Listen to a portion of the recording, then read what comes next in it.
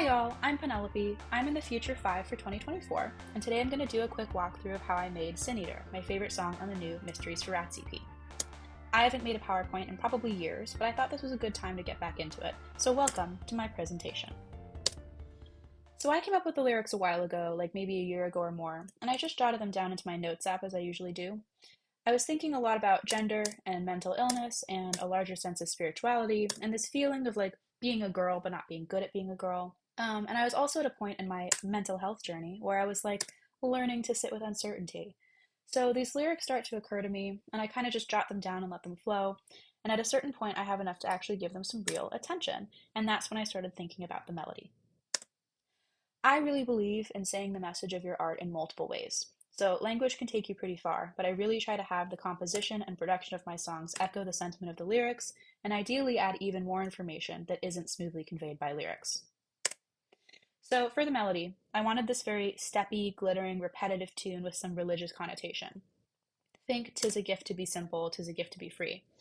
And I also knew pretty early on that I wanted to have the melody work if sung in a round as well.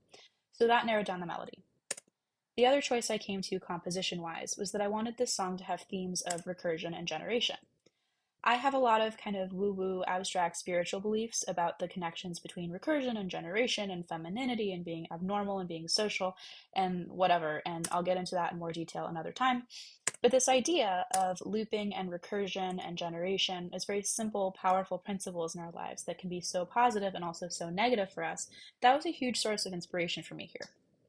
So I actually mapped out the song and labeled the verses, pre-choruses, choruses, and weird liminal sections, and then I had them follow a pattern so that the longer you listen, the more attributes are present.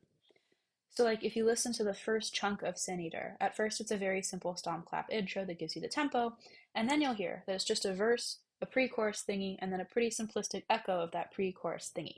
So that's pretty short and sweet. I don't even think the chord progression changes for that whole first chunk. And then the second chunk has that additional section about "I'm only as divine as dirt" and so on, and the chords start to change. And this is because I wanted the song to feel like it's getting more and more expansive. You're being expected to keep track of more and more stuff. And it's all familiar, but it's not necessarily familiar enough for you to feel like you really get it, you know? Or maybe I'm just bad at composition, and this is how I'm justifying my bullshit. Who's to say? It is like good songwriting TM to teach your listener how to listen to the song and then add more complexity later on.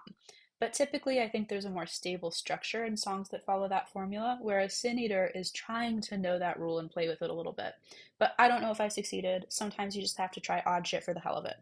Anyway, the last little tidbit about making this song that I'll tell you is that after I did all this marking and had the song pretty close to done, I deleted the files by accident and I lost all my data and had to start over. Um, and at the time, I was like, fuck, I'm never going to get this song back the way it was, you know? But I still had MP3s of my most recent bounces. And so what I ended up doing was I just listened to that MP3 and went in and just like did the whole thing again with all the same virtual instruments and all. And I have to say, the version that I ended up with was definitely better than the one I'd lost. It introduced a level of flexibility and intentionality into the process that wasn't easy to get to before because nobody like wants to throw away something they've worked on for a long time just to start from scratch. But it ended up being a really positive experience, and I might try that method again of just starting over and mapping out everything from scratch based on a recent bounce.